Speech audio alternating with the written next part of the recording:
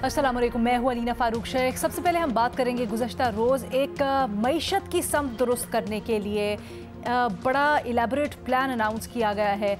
Economic revival plan, Pakistan की माशी बहाली के लिए ये हुकूमत ने प्लान तैयार किया है और इसका पूरा कॉन्सेप्ट एक हुकूमत, इज्तमाही हुकूमत की बुनियाद के ऊपर रखा गया है, जिसके तहत सरमायाकारी, कारोबारी सरगर्मियाँ वगैरह जो हैं इसको फैसिलिटेट करने के लिए तमाम तर जो रुकावटें हैं, सादा अल्फाज में ईज़ ऑफ डूइंग बिजनेस को प्रमोट करने के लिए और ख़ासकर जो सूबों और विफाक के अंदर हम आहंगी, हारमनी पैदा करने के लिए इकदाम किए जाएंगे। और वन विंडो ऑपरेशन टाइप एक कमेटी कायम की गई है, जिसकी अम्ब्रेला के अंदर ख़ास तौर पे जो बैरूनी सरमायाकार होंगे उनको फैसिलिटेट किया जाएगा। और अगर कहीं रेड टेपिंग है या कहीं मसले मसाइल हैं विफाक और सूबे के दरमियान, मुख्तलिफ महकमों के दरमियान, तो उनको सॉर्ट आउट किया जाएगा इस कमेटी के अंदर या इस प्लान के तहत। अब खासकर फॉरेन डायरेक्ट इन्वेस्टमेंट के ऊपर इसके ऊपर फोकस किया जाना है। कल पहला इजलास हुआ, वज़ीर आज़म शहबाज शरीफ और आर्मी चीफ भी इसमें शामिल थे, जिसके बाद जो एलामिया जारी हुआ है उसमें इस अज़्म का इआदा भी किया गया है कि जहाँ पर बहुत सारी माशी चैलेंजेस हैं, बहुत सारे सेक्टर्स पर तवज्जो देने की ज़रूरत है और एक बड़ी क्रिएटिव और out of the box approach लेने की ज़रूरत है मईशत की बहाली के लिए, उसको ठीक करने के लिए, और उसके लिए जॉइंट एफर्ट्स चाहिए। वहीं $5 बिलियन की फ़ॉरेन डायरेक्ट इन्वेस्टमेंट जनरेट की जाएगी। ये जो प्लेटफॉर्म है इसके थ्रू मुख्तलिफ ममालिक को अट्रैक्ट किया जाएगा। ये जो हदफ रखा गया है, ये कहाँ तक अप्रोचेबल है, कहाँ तक अटेनेबल है, और ये जो अब इस काउंसिल का क़याम है इससे कितनी मदद मिल सकेगी, इसके ऊपर सवाल कुछ यूँ है कि क्या स्पेशल इन्वेस्टमेंट फैसिलिटेशन काउंसिल के क़याम से माशी मसाइल हल हो जाएंगे। हमें ज्वाइन कर रहे हैं इरशाद भट्टी साहब, शहजाद इकबाल साहब, महमद सरफराज साहिबा और सुहेल वड़ायत साहब भी हमारे साथ मौजूद हैं।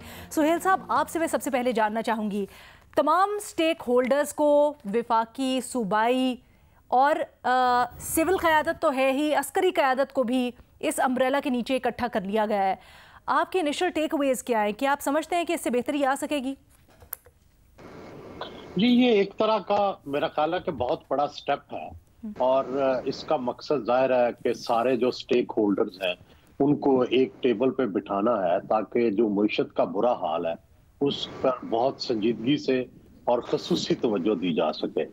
लेकिन इससे कई सवाल भी पैदा हुए हैं। सवाल ये पैदा हुए हैं कि पहले तो ये अब अंदाजा लगाया जाए कि भाई हम इस हाल को पहुंचे क्यों हैं, कहाँ गलतियां हुई हैं और उन गलतियों का तदारक किया जाए। दूसरा, ये काम सिविल गवर्नमेंट का है। क्या कहीं हम अपनी कोई मुआशी डायरेक्शन तो नहीं चेंज कर रहे हैं, ये जो है, और क्या कहीं हम यूरोप से अपना नाता तोड़कर या अमेरिका से अपना नाता तोड़कर कहीं चाइना के साथ तो नहीं जा रहे, और फिर उसके साथ सिर्फ मईशत नहीं तब्दील होती, उसके साथ जमहूरियत भी बदल जाती है, उसके साथ रियासत का निज़ाम भी बदल जाता है। तो ये सवाल खड़े हो गए हैं। ये जो कौंसिल जिस तरह की बनी है, जिसमें फौज भी शामिल है, जिसमें हुकूमत भी शामिल है, कि कहीं इस तरह की कोई थिंकिंग तो नहीं हो रही कि बहुत बड़ा कोई स्टेप लिया जाए और अपनी मईशत को डॉलर से तोड़कर, मार्केट इकोनॉमी से तोड़कर जो है चाइनीज टाइप मॉडल जो है उसकी तरफ ले जाया जाए। तो ये एक खतरनाक बात होगी, क्योंकि पाकिस्तान एक जमाने में 20वीं बड़ी मईशत रहा है और पाकिस्तान एक इमर्जिंग इकोनॉमी रहा है। मियां नवाज शरीफ जिनकी जिनके एक तरह की उन्हीं की हुकूमत है, तो उन्होंने तो अपनी इकोनॉमी को खोला था और लिबरलाइजेशन ऑफ इकोनॉमी की थी, जिसकी एप्रिसिएशन हुई थी। इंडिया ने भी इसको फॉलो किया था। मनमोहन सिंह जो थे उन्होंने भी लिबरलाइजेशन ऑफ इकोनॉमी की थी, जिससे इंडिया जो है वो आगे बढ़ गया। हमने अपनी लिबरलाइजेशन रोक ली। तो मुझे तो जहां एक खुशी हुई है कि भाई ये इसकी तरफ तवज्जो दे रहे हैं, दूसरा तशवीश भी मुझे हुई है कि कहीं हम इस तरह का फैसला तो नहीं कर रहे मायूसी में, जब हमें IMF भी इमदाद नहीं दे रहा, जब वर्ल्ड बैंक और अमेरिका और बाकी यूरोप से भी हमें कोई उम्मीद नहीं रही, तो हम अपना नाउमीदी में कहीं अपने सिस्टम के अंदर, अपनी इकोनॉमी के अंदर वो बड़ी तब्दीली तो नहीं ला रहे जिसका बहुत देर से खदशा था। ये बहुत अहम बात है शहजाद। न सिर्फ इसकी जो जियो स्ट्रेटेजिक मामलात हैं, जो पॉलिसी मेकिंग है, क्योंकि बहरहाल मईशत हुकूमत का सब्जेक्ट है, इसके शुरका के ऊपर भी सवालात उठ रहे हैं, इसके साथ साथ जो टेक्निकल साइड है इसकी, उसके ऊपर भी कहिएगा। ये बड़ा एम्फसाइज किया जा रहा है कि जी हमें क्रिएटिव मेजर्स ढूंढने की ज़रूरत है अगर इकॉनमी रिवाइव करनी है। तो ये जो प्लान दिया गया है इसके खदोखाल, इससे आपको लगता है कि कुछ रोबस्ट और कुछ क्रिएटिव एवेन्यूज तलाश किए जा रहे हैं? बहुत शुक्रिया अलीना। 3-4 पहलू हैं इस सवाल के। एक तो स्पेशल इन्वेस्टमेंट फैसिलिटेशन काउंसिल जो बनाया गया है, मेरे ख्याल से इनिशिएटिव अच्छा है। हम हाथ पे हाथ रख के नहीं बैठे रह सकते।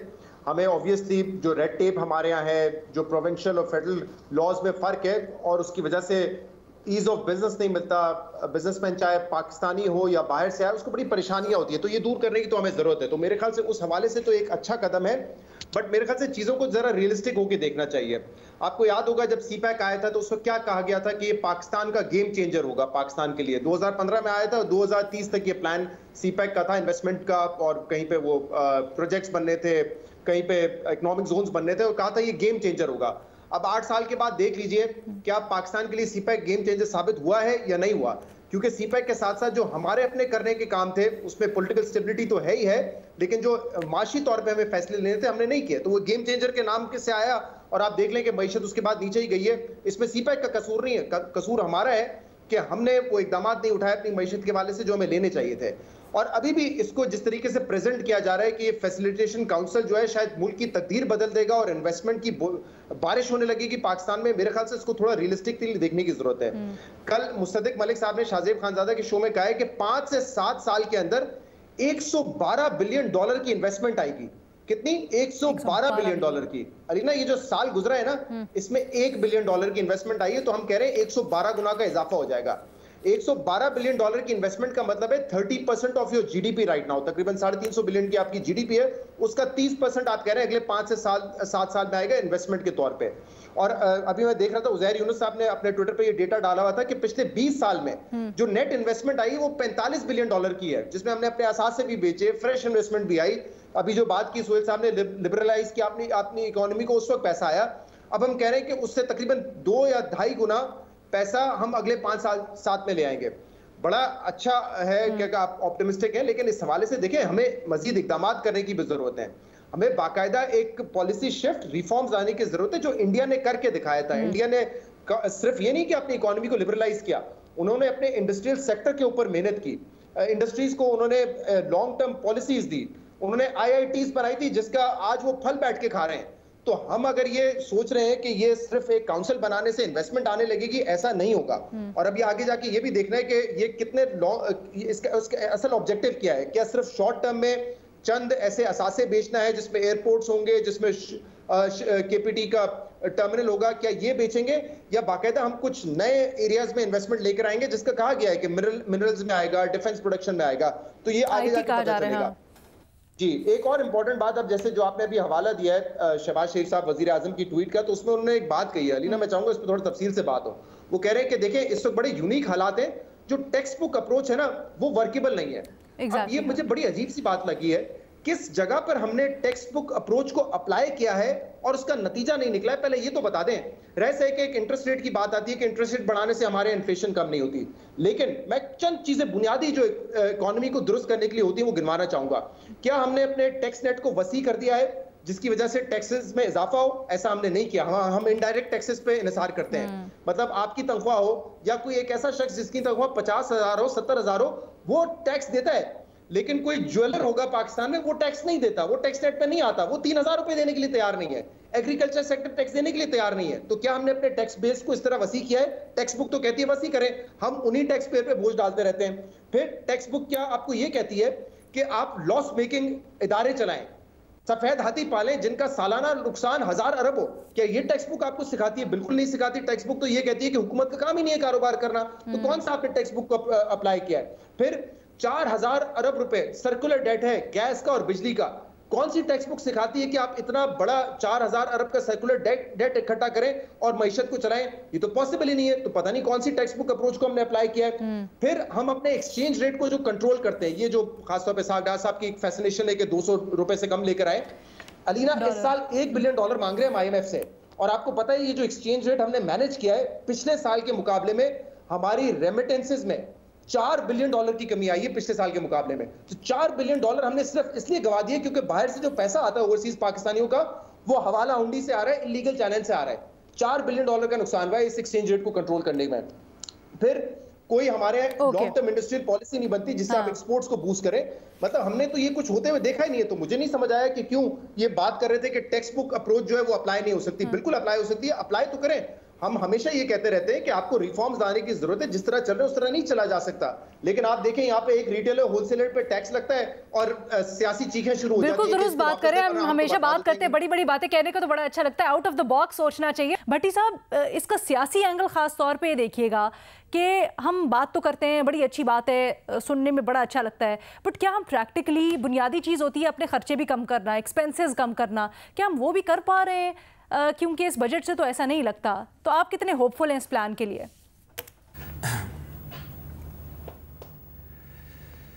देखिए मैडम शेख, 2-3 एफर्ट्स हो रही हैं बैक डोर पे। एक हो रहा है कि मिसाके मईशत दस्तखत करवाना या मिसाके मईशत पे सारों को मुत्तफिक करना, और ये इलेक्शन से पहले हो रहा है। जब इलेक्शन होंगे उस वक्त सारे मिसाके मईशत पर आलमोस्ट तहरीरी तौर पर आए ना आए ज़बानी आ चुके होंगे, और उन यानी तमाम पॉलिटिकल पार्टियों को एक मिसाक पे लाने की कोशिश की जा रही है कि इस पर सियासत नहीं होगी अगले 10 साल कम अज़ कम। इस तरह की खबरें सुनी जा रही हैं। और दूसरी बात यह है कि कुछ असूल तय किए जा रहे हैं कि इन हवालों से बात नहीं होगी और इन हवालों से सारे एक पेज पे होंगे। और तीसरी बात जो सोहेल साहब ने कहा है कि कोई बड़ी मेजर तब्दीली क्या आ रही है, यस, सुना जा रहा है कि बहुत मेजर शिफ्ट हो रहा है माशी हवाले से, लेफ़्ट से राइट या राइट से लेफ़्ट, इसको जो भी कहें, अभी इसका कोई वाज़ेह शक्ल नहीं आई, लेकिन हाँ हो रहा है। नंबर 3 क्या हो रहा है जी, मईशत के हवाले से जो कुछ लो पूल्स हैं सूबों और वफाक के हवाले से, जो या कुछ कानून साजी की या बाकी सारों की ज़रूरत है, उस पर भी बड़ी बैठे हुए हैं लोग और वो कर रहे हैं। और ये मुआशी बहाली का जो कौमी प्लान है, इससे अच्छी बात और क्या हो सकती है कि सारे स्टेक होल्डर्स इकट्ठे बैठे हैं और जिन पर आप इतराज़ कर रहे हैं, जिनकी मौजूदगी का आपको एक तरह से सोच रहे हैं कि सिविल हुकूमतों का काम है, अब इस नतीजे पे आप पहुंच जाइए और अब इस पे मान लीजिए कि मैं इस बहस में नहीं पढ़ता कि आपके एक नाला लई हो या कराची के नाले हों या कोई एक बिल्डिंग गिर जाए या जलजला आ जाए या कुछ हो जाए, तो आपको उसी तरफ देखना पड़ता है। और आपके पास, सिविलियन के पास इतनी भी नहीं है गुंजाइश कि आज 75 साल बाद 1964 में इस्लामाबाद बना था, 6ठी मंजिल पे आग लग जाए तो सिविलियन के पास कोई हो कि वो आग बुझा सकें। तो कोई इदारा कदमों पे नहीं है। तो एक तो अच्छी बात है कि सारे बैठे हैं, दूसरी अच्छी बात है कौंसिल कायम हुई, और इस कौंसिल का मतलब है वन विंडो जो सुना जा रहा है, वन विंडो फॉर इनसाइड जो हमारे अपने हैं, और वन विंडो बाहर के लोग जो बहुत शिकायत कर रहे हैं, आपके दोस्त ममालिक के सरमायाकार शिकायत कर रहे हैं, और वो किन से शिकायत करते हैं या किन को शिकायत के काबिल समझते हैं कि उनके साथ बात की जाए, वो आपको पता है। तो उनसे शिकायत कर रहे हैं कि आप कैसी बातें करते हैं, हर वक्त कहते हैं इन्वेस्ट करें इन्वेस्ट करें इन्वेस्ट करें। जब हम कोई चीज़ लेके आते हैं आप हमें रुला देते हैं, मार देते हैं, कमीशनें लेते हैं, भत्ते लेते हैं, तरह तरह की रुकावटें डालते हैं और आप हमें लिफ्ट ही नहीं कराते, और फिर जब हम वापस जाते हैं आप फिर हमारे पीछे भागे भागे आ जाते हैं। और ये इस मरतबा सियासी अदम इस्तेकाम हो ना हो, सुना जा रहा है, अल्लाह करे ऐसा हो कि इसको मईशत पे नहीं असरअंदाज होने दिया जाएगा, और दलेराना फैसलों की तवक्को है, बहुत सख्त फैसलों की तवक्को है। इस हवाले से ज़ीरो टॉलरेंस है कि ये अब नहीं होगा, बस बहुत हो गया जो होना है। अब ऐसा नहीं होगा कि कोई उठ के कहे कि IMF का मुआहदा ना हो, अब ऐसा नहीं होगा कि एक बंदा एक चीज का इफ्तिताह करे तो अगली हुकूमत आके उसकी तख्ती उखेड़ दे। अब ऐसा नहीं होगा, अब इसको कंटिन्यू करना चाहिए। में आप ये कहना चाह रहे हैं कि ये वजीर खजाना का या वजीर आजम का मैंडेट नहीं होगा फिर?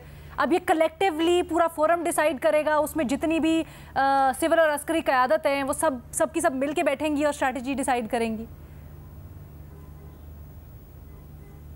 नहीं मैडम शेख, अभी तक तो देखें, अभी एक तो वाज़ेह ही नहीं हुआ कि अभी तक किसका क्या रोल है। दूसरा, सिविल गवर्नमेंट लीड करेगी, वज़ीर आज़म लीड करेंगे, वज़ीर ख़जाना लीड करेंगे और बैकअप और होगा। और दूसरी बात यह है कि जो तय होगा उस पर कोई अपोजिशन नहीं लेफ्ट राइट होगी और हुकूमत लेफ्ट राइट नहीं होगी। जो रास्ता या जो रोड मैप सिविलियन सारे और सारे स्टेक होल्डर्स मिलकर करेंगे। मैडम शेख, बहुत अब इसमें लिया किसको जा रहा है, जो अच्छी बात है, जो इस वक्त सुना जा रहा है, बस एक मिनट दे दीजिएगा।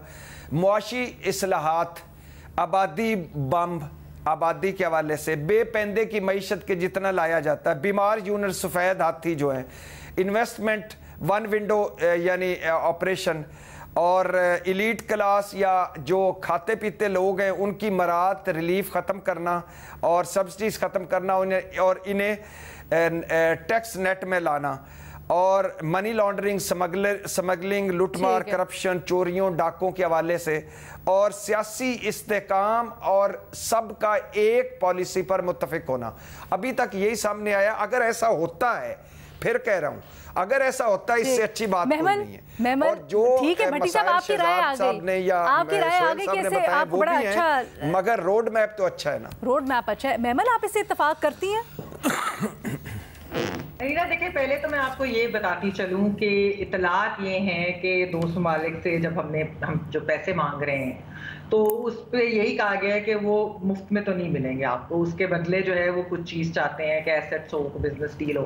तो इतलात यही है कि कुछ 2 अरब ममालिक ने वाज़ेह कर दिया था कि पैसे इन्वेस्टमेंट के बदले ही मिलेंगे, और वो इन्वेस्टमेंट भी उसी सूरत होगी जब अस्करी क़यादत जो है वो लीड करेगी और गारंटी देगी। तो ये तो इस वजह से जो है वो ये चीज़ है। दूसरा ये है कि लीना कि जो इस काउंसिल से क्या प्रॉब्लम सॉल्व होगी, देखें, मईशत की प्रॉब्लम तो उस तरीके से नहीं सॉल्व हो सकती, क्योंकि कुशन मिल सकता है आपको चंद बिलियन डॉलर्स का, लेकिन इकोनॉमिक प्रॉब्लम्स तो आपकी रिफॉर्म से ही रिजॉल्व होंगी, और वैसे भी आपको IMF प्रोग्राम की भी सख्त जरूरत है। आप देखिए कि आज स्टॉक मार्केट में इस ऐलान के बाद जो है फिर भी अनसर्टेनिटी रही। इंडेक्स जो है वो 432 पॉइंट्स जो है वो गिरा भी है, क्योंकि हर कोई IMF प्रोग्राम की तरफ देख रहा है। और जहां तक ये 112 बिलियन डॉलर्स की इन्वेस्टमेंट की बात है, ये भी इन्फ्लेटेड और अनरियल सी लग रही है। पाकिस्तान में तो आपको शहजाद ने अभी बताया कि पिछले 20 साल में कितने पैसे आए, और CPEC में आप देखिए कि गालिबन 35 बिलियन डॉलर्स आए। तो ओवरऑल तो शायद ये जो है सिर्फ कोई सच कोई मसला रिजॉल्व नहीं करेगा, लेकिन हाँ, एक चीज अहम है कि स्टेट लेवल के ऊपर एटलीस्ट ये पहली बार एक एक्नॉलेजमेंट हुई है कि ईज ऑफ बिजनेस, क्योंकि यहाँ पर हम नहीं देते अपने जो है इन्वेस्टर्स को, जब वो आते हैं तो एक रुपए के लिए हम उनको कितना बुरा ट्रीट करते हैं। तो ये चीज क्योंकि है ही नहीं हुई, यहाँ पर तो कॉस्ट बहुत ज्यादा है, सिक्योरिटी की कॉस्ट लेता है, बाकी चीजों की कॉस्ट लेता है, तो हमने एक मुश्किल चीज बनाई हुई है, तो इसलिए उसके अंदर इंप्रूवमेंट लाने की जरूरत है। देखिए, हमारे यहाँ बहुत सारे ये भी बात, और ये एंगल इसका बड़ा इंटरेस्टिंग है कि जो पॉलिटिकल इंस्टेबिलिटी है उसकी वजह से बहुत से इन्वेस्टर्स यहाँ पर आने से कतराते हैं, डरते हैं। बट क्या आपको लगता है, जैसे भट्टी साहब की राय ये है कि अच्छा कदम होगा अगर तमाम स्टेक होल्डर्स एक फोरम पे आ जाएं, इससे मदद मिलेगी, या आपको लगता है कि पॉलिटिकल पार्टीज या पॉलिटिकल एरिना अपनी स्पेस खो रही है इस तरह की इनिशिएटिव्स लेने से? देखिए रीना, ये जो मैं अभी भी बात कर रही हूँ ना, ये एक शॉर्ट टर्म इमरजेंसी सर्जरी है, यानी कि लॉन्ग टर्म में तो आप सिस्टम ठीक किए बगैर उसके अंदर ये वाले इश्यूज भी बहुत बड़े हैं कि किसको लीड करना चाहिए, क्या करना चाहिए। दूसरा ये कि क्या हम अपने लोकल इन्वेस्टर्स को प्रायोरिटी देंगे। आप ये देखिए कि पाकिस्तान तो बहुत सारे एरियाज में इंप्रूवमेंट कर ही नहीं रहा इंटरनली, मतलब एग्रीकल्चर यील्ड जो है आपकी वो लो से लो होती जा रही है। आपसे जो है एयरपोर्ट संभाले नहीं जाते, आपसे पोर्ट संभाले नहीं जाते। फिर उसके बाद हमने यहाँ पर देखा रेको देख वाले मामलात हो जाते हैं, बहुत सारे इश्यूज हो जाते हैं, कभी अदलिया के थ्रू हो जाते हैं, कभी जो है वो केसेस के थ्रू हो जाते हैं, कभी जो है मीडिया के थ्रू हो जाते हैं, बहुत सारे इस तरह के मसाइल हो जाते हैं। तो आपने अगर अपनी एक एक्सपोर्ट ओरिएंटेड इंडस्ट्री बनानी है, आपने अगर लॉन्ग टर्म इकोनॉमिक रिफॉर्म्स लाने हैं, जिस तरह टैक्स नेट की बात की, उसके अलावा भी बहुत सारे रिफॉर्म्स आपको करने की जरूरत है। तो एक काउंसिल बनाने से शॉर्ट टर्म में तो आप कुछ कुशन ले आएंगे, लेकिन लॉन्ग टर्म के अंदर तो कुछ नहीं कर सकते। मुझे एक छोटी सी ब्रेक लेने की इजाजत दीजिएगा, उसके बाद वापस आते हैं, इस सवाल के ऊपर भी दोबारा बात करेंगे। और फिर हमने एक बड़ा बड़ा अहम इशू है जिसको डिस्कस करना है जी, सिंगल नेशनल करिकुलम। एक ब्रेक के बाद इकोनॉमिक रिवाइवल प्लान और उसके ऊपर जो काउंसिल बनी है उसके ऊपर हम बात कर रहे हैं। शहजाद, क्रिएटिव आइडियाज़ की बात की है वज़ीर आज़म ने और इस काउंसिल के थ्रू, तो कहीं ये क्रिएटिव आइडिया तो नहीं है कि आप अस्करी क़यादत इसमें इन्वॉल्व हो जाए और सारे मैटर्स वो ओवरलुक कर ले, लेकिन हमने थोड़ा सा देखने के लिए या विजुअल रिप्रेजेंटेशन के लिए रखा हुआ है सिविलियन हुकूमत को? जी अलीना, एक तो ये बात बड़ी इंपॉर्टेंट की महमिल ने बताया कि जो इन्वेस्टर्स आना चाहते हैं या जो असासे खरीदना चाहते हैं उनको पता है कि यहाँ पे एक हुकूमत जाती है, दूसरी हुकूमत आती है, पॉलिसी बदल जाती है, इसलिए वो गारंटी चाहते हैं अस्करी क़यादत की। लेकिन एक और वजह भी है ना, इस वक्त जो ये कुछ दोस्त ममालिक, अरब ममालिक जो इन्वेस्टमेंट करना चाहते हैं वो कह रहे हैं हम आपका जो पूरा प्रोसेस है ना प्राइवेटाइजेशन का बड़ा टीडीएस है, जिसमें बिडिंग होती है, फिर जो है पूरा प्रोसेस 1-1.5 साल चलता है प्राइवेटाइजेशन का, हम इसमें नहीं पढ़ना चाह रहे, आप हमें ये असासे दे दें। तो उनके ईज के लिए ये बनाया जा रहा है। आगे जाके देखते हैं कि इस पर इस हवाले से क्या रद्द-ए-अमल आता है। लेकिन ये बात तो ऑब्वियस है ना कि जब एक मुल्क में सिविल इदारे नाकाम होंगे, सिविलियन गवर्नमेंट्स नाकाम होंगी, तो जाहिर सी बात है फिर हमने देखा है कि अस्करी क़यादत आती है और फिर चीज़ों को हैंडल करती है। और ये मसला अभी का नहीं है, हमने तो इसको बाकायदा ऑफिशियल स्पेस दी थी 2019 में, जब पाकिस्तान तहरीक इंसाफ ने इकोनॉमिक रिवाइवल की कोशिश की थी, एक कमेटी बनाई थी, तो उसमें उस वक्त के आर्मी चीफ जनरल बाजवा को डाला गया था। तो आज जो ये पीटीआई वाले तनकीद कर रहे हैं कि आपने चीफ ऑफ आर्मी स्टाफ को क्यों डाला है, बाकी फौजियों को इसमें क्यों डाला है, तो ये 2019 में इमरान खान साहब ने ऑफिशियल पोजीशन दी थी इकोनॉमिक काउंसिल में उस वक्त के आर्मी चीफ जनरल बाजवा को। और आपको याद है एक किस्सा मैं बार बार सुनाता रहता हूँ कि इमरान खान साहब से मैंने कहा था प्राइम मिनिस्टर हाउस में कि बिजनेस कम्युनिटी अपने शिकवे शिकायत लेके जीएचक्यू क्यों जाते हैं, वो आपके पास क्यों नहीं आते? तो इमरान खान साहब बड़े फख्र से कहते थे कि देखिए हम एक टीम की तरह हैं और तमाम इदारे इस मुल्क में नाकाम हो चुके हैं, बर्बाद हो चुके हैं, एक फौज का इदारा है जो फाल है, तो वो अगर हमारी मदद करते हैं तो उसमें कोई इशू नहीं है। फिर एक दफा 2018 के एंड में मुझे याद है जनरल बाजवा साहब ने कुछ जर्नलिस्ट को बुलाया था, मैं भी उसमें था, तो मैंने उनसे पूछा था कि ये जो अभी रकम हमें मिली है सऊदी अरब से, यूएई से, तो जनरल बाजवा साहब ये आप लेकर आए या सिविलियन हुकूमत लेकर आई है? तो उस वक्त तो क्योंकि रोमांस उरूज पे था, तो जनरल बाजवा साहब ने कहा कि कोई भी लेकर आए, क्रेडिट इसका हुकूमत को जाता है, वजीर आजम को जाता है, मैं क्रेडिट लेने के लिए यहाँ पर नहीं बैठा हूँ। लेकिन वो पैसे हमें पता है कौन लेकर आया था। फिर कतर से जो एलएनजी डील हुई थी पीटीआई के दौर में, वो भी उस वक्त की फौज ने की थी।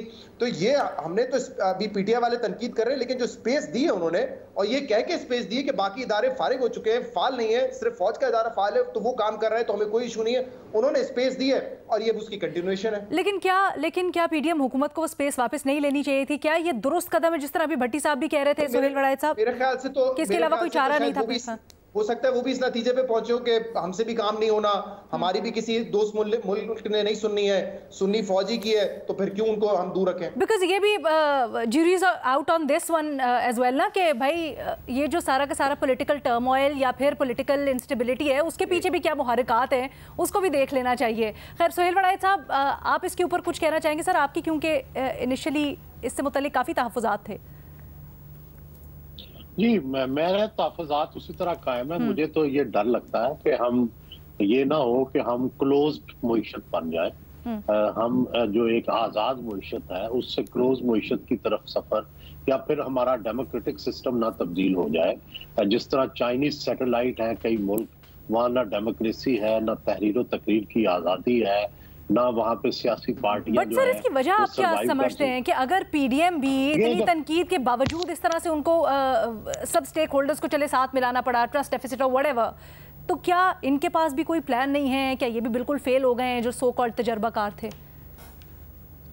देखिए, गुजारिश ये है कि इकोनॉमी में तो मुझे लगता है कि किसी का कोई बस ही नहीं चल रहा। देखिए, इनके पास नून लीग के पास सबसे एक्सपर्ट इसहाक डार साहब थे, वो भी आके सारे अपने हरबे आजमा चुके हैं। लेकिन हमारे सामने मईशत का हाल है।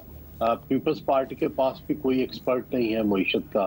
तहरीक इंसाफ के एक्सपर्ट भी हमने देख ले, मांगे तांगे के एक्सपर्ट थे, शौकत तरीन पीपल्स पार्टी के ही वजीर खजाना रहे थे। तो मेरा ये ख्याल है कि पाकिस्तान में एक तो कोई अच्छा इकोनॉमिस्ट किसी पार्टी के पास नहीं है, किसी पार्टी के पास मुआशी विजन नहीं है कि कहाँ से उठाना है और कहाँ लेके जाना है। तो इसलिए और फौज पहले जो थी मईशत से घबराती थी कि मईशत के मामलात वो हमेशा सिविलियन को देते थे, लेकिन ऐसा लगता है कि चंद सालों से उन्होंने मईशत पे तवज्जो दी है और उन्होंने अपनी एक्सपर्टाइज डेवलप की है मईशत पर, क्योंकि जाहिर है उनका भी निसार पाकिस्तानी मईशत पर है। तो अब मेरा ख्याल है इसलिए वो स्टेक होल्डर भी बन गए हैं मईशत के।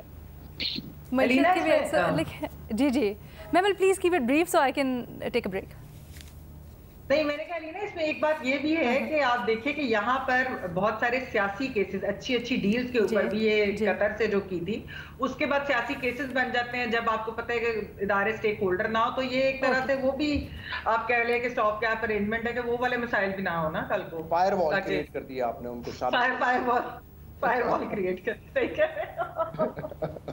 क्या कहा जा सकता है अब इसके ऊपर एक ब्रेक ही ली जा सकती है। एक छोटी सी ब्रेक लेते हैं, सिंगल नेशनल करिकुलम पे बात करेंगे इसके बाद।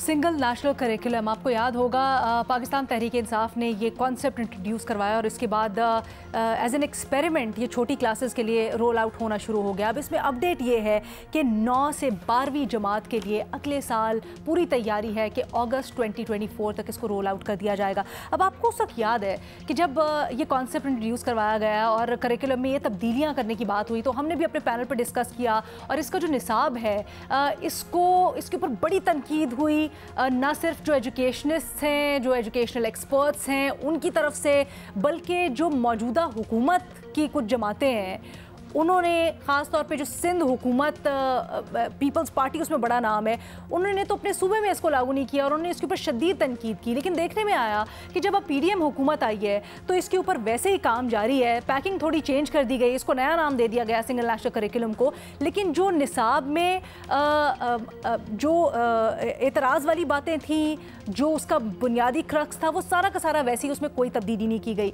इसके ऊपर अब सवाल ये बनता है कि माजी में जो शदीद तनकीद करती थी पीडीएम, अब जब उनका अपना हुकूमत आई है तो सिंगल नेशनल करिकुलम पर अमल कर रही है, इसकी वजह क्या है महमल? अलीना, वैसे तो ये बात जो है ना एक्चुअली पता है क्या शो करती है, वो ये शो करती है कि पीडीएम की हुकूमत को इमरान खान से कोई आइडियोलॉजिकल मसाइल नहीं है। मतलब हम अगर खान साहब के ऊपर या उनकी सियासत पे तनकीद करते हैं तो हम उनके अथॉरिटेटिव रवैये की वजह से करते हैं, या हम करते हैं कि जी सिंगल नेशनल करिकुलम जैसी जो वो एक रिग्रेसिव चीज लेकर आए हैं, या हम उनकी शख्सी आजादियों के ऊपर जो उनकी पॉलिसीज के ऊपर करते हैं, या खवातीन के ऊपर जिस तरह उनके बयानात थे हम उनके ऊपर तनकीद करते हैं। लेकिन पीडीएम की हुकूमत को कोई परवाह नहीं है सिंगल नेशनल करिकुलम हो या वैसे कोई आइडियोलॉजिकल चीज हो।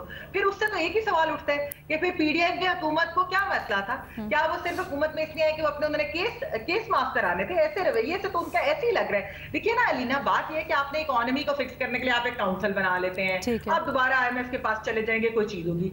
इलेक्शन मतलब पॉलिटिक्स को आप सियासत को फिक्स करने के लिए आप इलेक्शंस करा देंगे, अच्छा जी कोई सियासी उससे आपकी आ जाएगी स्टेबिलिटी। आप कौम को कैसे फिक्स करेंगे? एजुकेशन के थ्रू ही होता है ना। यहाँ पर क्या मसला है कि ना आप सिंगल नेशनल करिकुलम जो है उसको बदलते हैं। आप डॉक्टर आयशा रज़ाक का आज का आर्टिकल ही उठा के देख ले कि उसके अंदर उन्होंने क्या क्या चीजें बयान की। और एचईसी माशाल्लाह, हमारी एचईसी को क्या मसाइल है? उनको ये मसला नहीं कि हमने एजुकेशन ठीक करनी है या हमने ये जो प्लेजराइज हुए चीजें वो हमने ठीक करनी है, या हमारे जो ओरिजिनल रिसर्च क्यों नहीं हो रही, या हमारे जो सीएसएस में इतने कम लोग कैसे पास हो रहे हैं। नहीं, उनको शौक है कि हम होली बैन कर दें। हमारे जो यानी कि बेसिकली वो जो है ना, ये इदारा जो है ये कैसे गार्डियन बन गए सोशो कल्चरल इस्लामिक आइडियोलॉजी का। यहाँ पर पाकिस्तान जो है एक मेजॉरिटी मुसलमान मुल्क है, यहाँ पर लोग नमाज पढ़ते हैं, रोजे रखते हैं, हज करते हैं। यहाँ पर एक सर्वे के मुताबिक तो 97% लोग ये कहते हैं कि वो 3 से 4 नमाजें भी पढ़ते हैं। तो आपको किस चीज से खतरा है? असल में आप इंक्लूसिविटी से डरते हैं। यानी कि अमेरिका में अगर उनका प्रेसिडेंट जो है नहीं, इवन अगर इसकी मजहबी एस्पेक्ट के ऊपर भी बात करें तो वो भी जवाब नहीं बनता, क्योंकि इस्लाम तो कहता है मजहबी हमआहंगी के ऊपर तवज्जो देता है, तो उसमें तो माइनॉरिटीज के साथ मिलकर करने की बात है। मैं इसी पे आ रही थी ना, सॉरी सिर्फ एक छोटी सी चीज मैं ऐड कर दूं। बिल्कुल मुख्तसर, टाइम कम है मेरे पास। सदर जो है जी उनके सदर जो है वो इफ्तार का डिनर कराएं तो वाह वाह। न्यूजीलैंड में वो उनकी जो है वो चली जाए मस्जिद के अंदर हिजाब कर ले तो हम उसको सेलिब्रेट करते हैं। मसला हमारे माइंडसेट मुझे पता है किस लॉ के तहत आप ये सब कुछ बयान कर सकते हैं, कहां से आपको ये सही बात। आपका फोकस है हमारे से हमारी शख्सी आजादियां छीन लें। ये बिल्कुल रिग्रेसिव, ये गवर्नमेंट का भी माइंडसेट है और कोई इनको आइडियोलॉजिकल मसाइल नहीं है। इनको सोचना चाहिए इसके ऊपर। शहजाद जी, ये मेरे ख्याल से महमल की बात दुरुस्त है। 2-3 बुनियादी तनकीद होती थी पीडीएम की तरफ से इमरान खान के ऊपर। एक तो ये कि सोसाइटी को बड़ा रिग्रेसिव बना रहे हैं, दूसरा ये कि महंगाई है, तीसरा ये कि फाशिस्ट स्टेट बन गया है जहाँ पे ना ह्यूमन राइट्स की कोई अहमियत है, ना आइन और कानून की अहमियत है। अब आप बता दें कि इन तीनों चारों चीजों में से किस चीज में कोई मामूली सी भी बेहतरी नजर आई है, बल्कि हम तो शायद और नीचे जाते जा रहे हैं। आपका जो सवाल है कि क्यों national curriculum, single national curriculum जिस पे तनकीद करती थी पीडीएम, मेरे ख्याल से तवज्जो ही नहीं है, ये हमारी प्रायोरिटी लिस्ट में ही नहीं है कि हमने अपनी तालीम को कैसे बेहतर करना है। जैसे अभी हमने आईआईटीज की बात की थी इंडिया में, जो आज वो आईटी स्पोर्ट्स में इतने आगे निकल गए, दुनिया भर में जो बड़े बड़े आईटी फोरम्स है वहां पे वो चेयरमैन बने हुए, चीफ एग्जीक्यूटिव बने हुए। उसकी वजह ये है कि उन्होंने ये प्रोसेस 1950-1960 से शुरू किया था। हमने क्या किया इस हवाले से, और आज एचईसी का वाकई मैं स्टेटमेंट पढ़ के हैरान रह गया, क्योंकि आप देखें कि वो बात क्या कर रहे हैं। वो कह रहे हैं कि ये एचईसी की अल्टीमेट रिस्पॉन्सिबिलिटी है कि हमने यूथ को रिस्पॉन्सिबल सिटीजन बनाना है, ह्यूमन बनाना है, केयरिंग बनाना है, कल्चर्ड इंडिविजुअल बनाना है। जब ये सारी चीजें आपने बनानी है तो आप ये इस तरीके से बनाएंगे कि आप फेस्टिवल्स को बैन करेंगे, आप होली को बैन करेंगे, इंक्लूसिविटी होनी चाहिए। मतलब आपको तो उल्टा ये प्रमोट करना चाहिए इसको कि तमाम रिलीजन या तमाम जो कल्चर्स हैं उसको साथ लेके चलें। इसी तरह आप इंसान को एक अच्छा इंसान बना सकते हैं ना। ये नफरत का बीज बोके कि आप नहीं, किसी और का फेस्टिवल आप नहीं बना सकते, ये कैसे आप एक अच्छा इंसान बनाएंगे और केयरिंग इंसान बनाएंगे। और फिर उनका ये जुमला जिसमें था कि ये होली का फेस्टिवल मनाने से erosion of countries Islamic identity हो गया है। मतलब हम कभी मजहब को आड़ में सामने लेके आ जाते हैं, कभी हम जो है बहाना बनाते हैं कल्चर का, मॉरल वैल्यूज का, कभी हम बहाना बनाते हैं कि ये हमारा नेशनल इंटरेस्ट नहीं है। हम सिर्फ ये चाहते हैं कि सोसाइटी को रिग्रेसिव सोसाइटी रहे हमारी। हम छोटी छोटी चीजों के बारे में इनसिक्योर हो जाते हैं, जिसकी वजह वाकई समझ नहीं आती। और ये एक माइंडसेट का मसला है, ये माइंडसेट है। ये समझते हैं कि अगर भट्टी साहब की राय भी शामिल करते हैं इसमें। शहजाद, ठीक है, मेरे पास वक्त कम रह गया। भट्टी साहब, देखिए मैडम शेख, इसको इलेदा करके देखने की ज़रूरत है। पीडीएम को छोड़ें, ये इनकी सस्ती और सतही और वो जो क्या कहते हैं कि अपने ज़ाती मफादात से जुड़ी सियासत को छोड़ें। वो तो कहते थे असम्बलियाँ जाली हैं, आज असली हो गई। पीडीएम तो कहती थी ना असम्बलियाँ जाली हैं। पीडीएम तो 3.5 साल इलेक्शन के लिए तड़प रही थी, अब इलेक्शन करवा ही नहीं रही। पीडीएम तो कह रही थी कश्मीर बेच दिया है पिछली हुकूमत ने, अब इन्होंने मेरे ख्याल से वापस ले लिया होगा। आलमी तन्हाई है बड़ी, अब मेरे ख्याल से हम सारे दोस्त ममालिक हमारे साथ लूडो खेलते रहते हैं 24 घंटे इस्लामाबाद में। और कल सारे 10-12 मुल्क मेरे घर आए हुए थे, मैंने कहा सोने दो यार, मैं तो तंग आ गया हूँ। इतनी आलमी तनाई ख़त्म हुई है। अपोजिशन को कुचला जा रहा है, झूठे और मन घड़त मुकदमे कायम किए जा रहे हैं। अल्हम्दुलिल्लाह आजकल नहीं हो रहा। आज़ादी इज़हार राय उस वक्त नहीं था, अब बहुत है। महंगाई, बेरोज़गारी, गुर्बत उस वक्त बहुत ही, अब तो ख़त्म ही हो गई है। मैं आज 10 रुपए में, पता नहीं मुझे कुछ ने 10 किलो दूध दे दिया, मैं तो लेके आ गया। अब दूध करना क्या है कोई पता ही नहीं है। सस्ती बिजली मुझे इतनी मिल रही है कि मैंने तो अब सेनों में भी एसी लगा ली हैं। सस्ती गैस ऐसी मिल रही है कि मैं तो चूल्हे खुले छोड़ के आ रहा हूँ। और तंग ये होता है कि कहीं धमाका ना हो जाए। डॉलर जो है जेब में मेरी भरी पड़ी है। तो इनको तो छोड़े नकारा घोड़ों को, जालिमों को, बेहिस्सों को जी, हाँ, जालिमों और बेहिस्सों को छोड़े। इनको तो, इन्होंने तो जो जुल्म करता है, जो कहते हैं वो करते नहीं, जो करते हैं वो कहते नहीं और झूठ बोलते हैं, ये तो छोड़ दें, मुनाफिकत करते हैं। बहुत अच्छी एफर्ट थी पिछली हुकूमत की, ये सिंगल जो एक निसाब कमाल की एफर्ट थी। बहुत अच्छा उन्होंने काम किया इस पे। ये कोई इस तरह नहीं था कि वो आएंगे और सारा सही हो जाएगा। बहुत अच्छी पेशरफ्त थी, अच्छी तरफ कोशिश थी, लेकिन उसमें अभी बहुत सारे इनपुट की ज़रूरत है। बड़ा लंबा सफ़र है, बड़ी तब्दीलियों की ज़रूरत है। बहुत अच्छी एफर्ट थी और अगर ये उसको कंटिन्यू कर रहे हैं तो बहुत अच्छी बात है और इसको कंटिन्यू होना चाहिए। 5-6 निसाब हैं, रुल गए हैं, कहीं टाटियंस, कहीं कुछ। ये आई एम श्योर आप सरकास्टिकली नहीं कह रहे हैं। डेफिनेटली। अच्छा, ठीक है, डेफिनेटली। और आखिरी बात मैडम शेख, जो पिछले सवाल में मैं हाथ ही खड़ा करता रहा नालायक बच्चे की तरह, जैसे बैक बेंचर की तरफ, लेकिन आप भी सिंगल नेशनल करिकुलम पढ़ाएंगे तो ऐसे ही बच्चे फिर आएंगे सामने हुआ था और फिर बड़े हो कि वो ऐसे ही तज्जियाकार बनेंगे। तो मैं रहने दे आप भट्टी साहब, अभी आपको टाइम नहीं मिलेगा। सही कह रही हैं तो, क्योंकि सिंगल नेशनल करिकुलम के हम पहले भी बड़ी बात कर चुके हैं तफसीलन, और आई थिंक उसके लिए बिल्कुल ये हम एक दिन मुख्तस करते हैं। उसकी जो निटिग्रिटीज और उसकी कॉम्प्लेक्सिटी है उसके ऊपर बात बड़ा करना जरूरी है अगर आप अब इस टॉपिक को ले ही आए हैं। बट ये लोग क्योंकि उसके ऊपर खास तौर पर बड़ी तनकीद करते थे, तो आज इनको पूछना जरूरी है कि ये लोग क्यों उसकी हिमायत करें। सोहेल बड़ाई साहब, आप कहिएगा कि ये वजह हो सकती है कि इदराक ही नहीं है, जब राना तनवीर साहब जैसे एजुकेशन मिनिस्टर होंगे जिनको पता ही नहीं आदाब क्या होते हैं माजरत के साथ, तो उनको फिर पता ही नहीं है, या फिर जानबूझ के भोले बन रहे हैं? देखिए सीधी बात है कि जो ये सिंगल नेशनल करिकुलम है ना, इसका इतलाक आम तौर पर जो गवर्नमेंट स्कूल हैं उन पे किया जा रहा है, जबकि दुनिया की एजुकेशन बहुत बदल गई। अब हमारे जितनी मिडिल क्लास और अपर क्लास है, इसके सारे बच्चे तो पढ़ रहे हैं ग्रामर स्कूलों में, इंग्लिश मीडियम स्कूलों में, और वहाँ का निसाब और है, वहाँ का सिस्टम और है, वहाँ का इम्तिहान और है। तो ये इन्हें चाहिए सिंपली फौरी तौर पर जो बाहर दुनिया के में निसाब पढ़ाए जा रहे हैं उनको ही लागू करें। ये अपना ना निसाब बनाएं, जो दुनिया में बेहतरीन तरक्की कर रहे हैं उस मुल्क का निसाब लाएं और उस मुल्क का निसाब पढ़ाएं। ये हमारा जो कौमी कल्चर है वो हमें वालिदैन भी सिखाते हैं, मदरसे भी सिखाते हैं, सोसाइटी भी सिखाती है। एक आधी किताब काफी है उसके लिए। बाकी जो है सारा निसाब जो है वो प्रोग्रेसिव होना चाहिए। दुनिया में जो मुल्क तरक्की कर रहे हैं उनका निसाब जो है वो उधार लें, उनका निसाब जो है उसको हूबहू कॉपी करें और पाकिस्तान में पढ़ाना शुरू कर दें। यही मसाइल का हल है। हालांकि सर आपने बिल्कुल सही निशानदेही की कि होना तो यही चाहिए आइडियली कि गवर्नमेंट स्कूल्स की जो एजुकेशन सिस्टम है उसको ऊपर उठा के लेके आया जाए और उसको इस मयार का बनाया जाए कि जो प्राइवेट स्कूल्स में पढ़ाया जा रहा है वैसी बिल्कुल तालीम हो। लेकिन अनफॉर्चुनेटली हमने देखा ये था, सबसे बड़ा मसला इस सिंगल नेशनल करिकुलम का ये था कि जो निसाब बनाया गया, एक तो उसमें बहुत ही रिग्रेसिव चीज़ें, कोई क्रिएटिविटी कॉन्सेप्ट की गुंजाइश ही नहीं। लेकिन न सिर्फ वो गवर्नमेंट स्कूल्स के लिए बल्कि प्राइवेट स्कूल्स में जहाँ थोड़ी बहुत जो मॉडर्न करिकुलम है वो या जदीद करिकुलम है वो पढ़ाया भी जा रहा था, उनको भी सिंगल नेशनल करिकुलम के तहत ही लेके आया गया। तो ये इन इटसेल्फ बहुत एक अजीब व गरीब बात थी कि बजाय आप एक जो नीचे ख़राबी जिस इदारे में उसको बेहतर बनाएं, आपने जो बेहतर था उसको भी नीचे ले आए हैं। बहरहाल हमारी डिबेट इसके ऊपर जारी रहेगी। हमारे तज्जियाकारों की आपने राय जानी। अभी इजाज़त दीजिएगा। अल्लाह हाफ़िज़।